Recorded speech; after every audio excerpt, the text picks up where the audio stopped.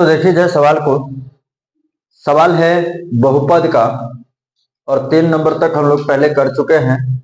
आज 4 नंबर सवाल को लेकर के प्रस्तुत हुए हैं। लिखा गया है कि प्रत्येक के लिए एक द्विघात बहुपद ज्ञात करें जिनके शून्यकों का योग और गुणनफल क्रमशः निम्न है। यानी कि योग और गुणनफल हमें दिया गया है, तो हमें बहुपद ज्ञात करना है। क्या ज्ञात करना है? बहुपद।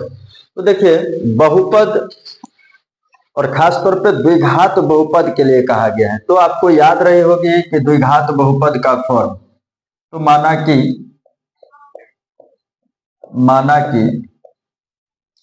द्विघात बहुपद, माना कि द्विघात बहुपद बराबर क्या होगा भाई? तो आपको याद रही होगी ax² plus bx plus c, यही होता है। यानी कि बहुपद का फॉर्म यही होता है, या कह लें कि यह द्विघात बहुपद है और इसी रूप में हमें लाना है।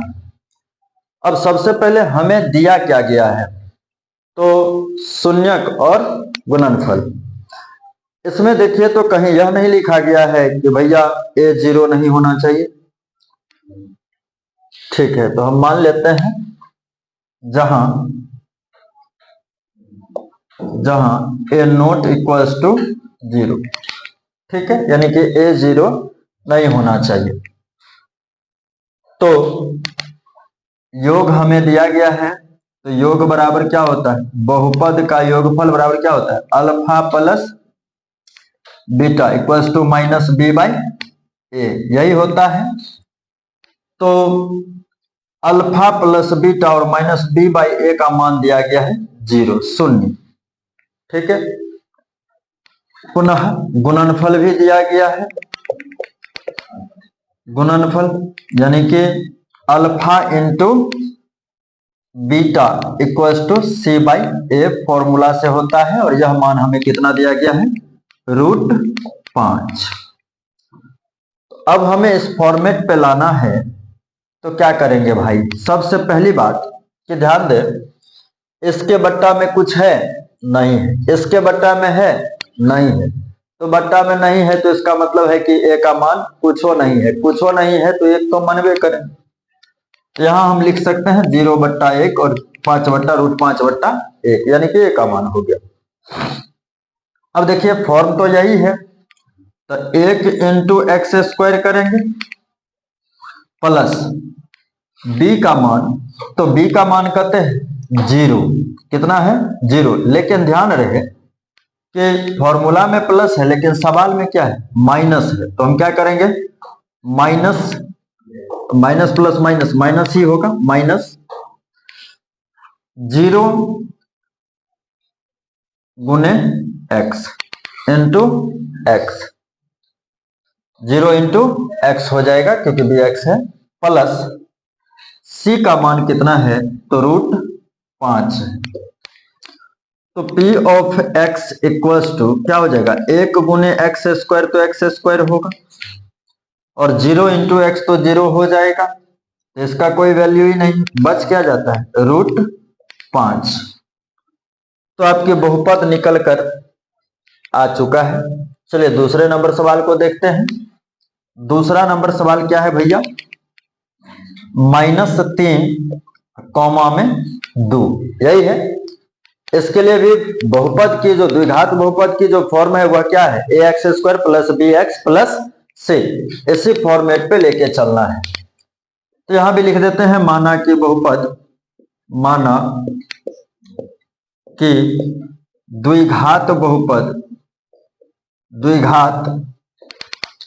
बहुपद क्या हो जाएगा? याद रही होगी ax² प्लस का bx प्लस का c। अब यहां ध्यान रहे, यहां भी a नॉट इक्वल्स टू 0 होना चाहिए, तो डायरेक्ट लिख देते हैं a not equals to 0। Format पे लेके चलना है। खास तौर पे इसमें योगफल हमें दिया गया है।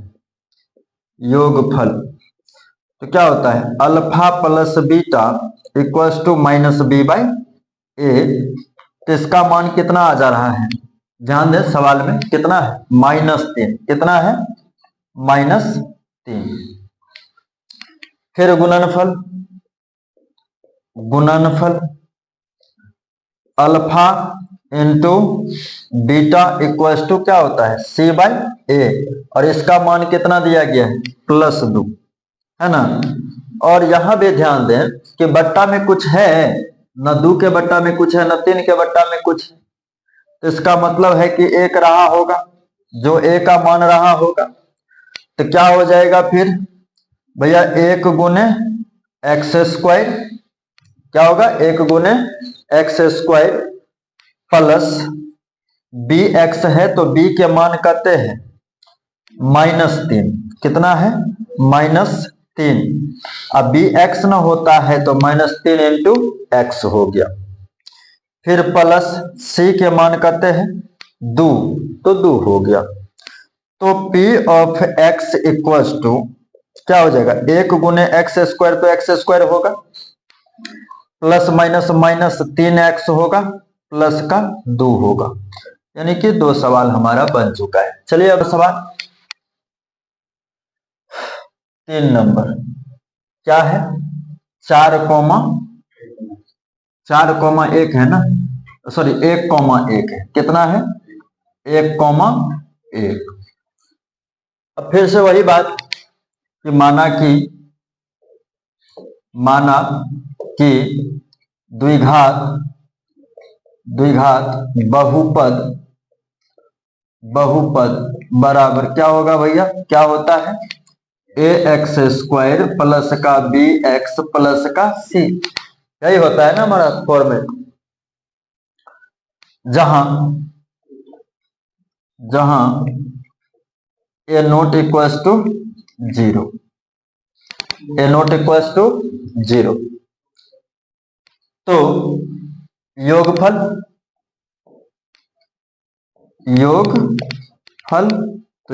क्या होता है, alpha plus beta equals to -b/a, और -b/a का मान कितना दिया गया है, 1। कितना दिया गया है, प्लस में 1 दिया गया है। फिर क्या दिया गया है, गुणनफल कितना दिया गया है, गुणनफल भाई alpha into beta equals to C/A, बराबर में फिर 1 ही दे दिया। इसको बनाना तो और आसान है। इसका मतलब है, देखिए इस सवाल में बट्टा में कुछ है, नहीं है, इसके बट्टा में कुछ है, नहीं है। जब नहीं है इसका मतलब है कि a का मान 1 रहा होगा, और b का मान 1 रहा होगा, c का मान 1 रहा होगा। तो हम इसको लिख सकते हैं, क्या लिख सकते हैं भैया, 1 गुने एक्स स्क्वायर,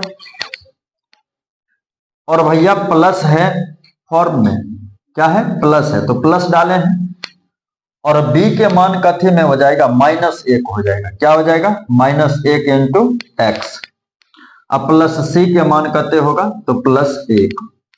तो 1 गुने एक्स स्क्वायर, तो एक्स स्क्वायर ना होगा, प्लस माइनस माइनस होगा, 1 गुने एक्स तो एक्स, अब +1, यानी कि हमारा ये सवाल खत्म। चलिए अब चलते हैं 4 नंबर में। 4 नंबर क्या है, 4,1। तो यहां भी वही बात होगा कि माना कि द्विघात बहुपद बराबर क्या होता है, ax स्क्वायर प्लस का bx प्लस का c, p ऑफ x बराबर, ठीक है, p ऑफ x बराबर ax square plus bx plus c। और ध्यान रहे कि a0 नहीं होना चाहिए, तो a0 नहीं है। तो अब योग क्या होगा, alpha plus beta equals to -b/a तो होगा भाई। तो -b/a का मान पहला क्या है, 4, क्या है, 4 है। और गुणनफल होगा, तो गुणनफल कितना होगा बताइए, गुणनफल दिया गया हुआ है कितना, alpha into beta equals to c/a, और कितना मान दिया गया है, 1। ध्यान रहे दोनों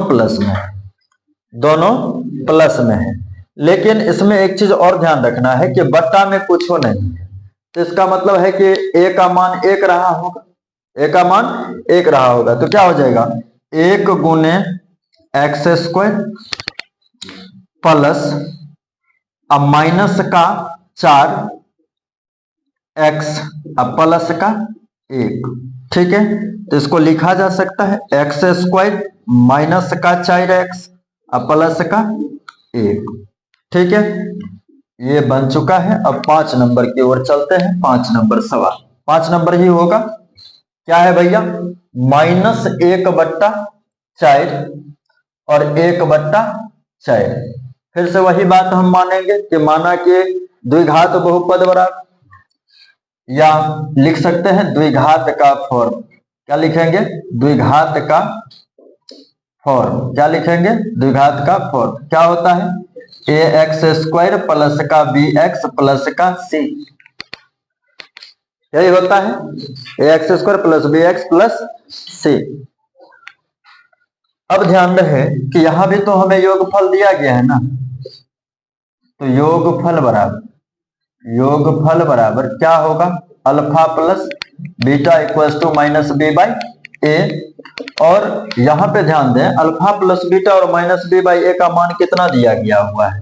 तो -1/4, -1/4। कोई दिक्कत? यहां से गुणनफल निकाल, चूंकि दिया गया है गुणनफल कितना दिया गया है, तो भैया alpha into beta equals to C by A, और यह मान दिया गया है 1/4, यही दिया गया है ना। अब यहां सावधानी बरतनी है। देखिए एक चीज तो कॉमन यहां पे दिख रही है, क्योंकि आपने लिखा है -b बाई ए, यानी कि a के मान 4 और b के मान -1। यहां से c के मान 1 और a के मान 4। वैसे भी आप कॉमन सेंस लगाएंगे तो यहाँ पे 4 यहाँ पे 4, और योग बराबर क्या होता है? -b बाई, यानी कि नीचे कौन आया? a।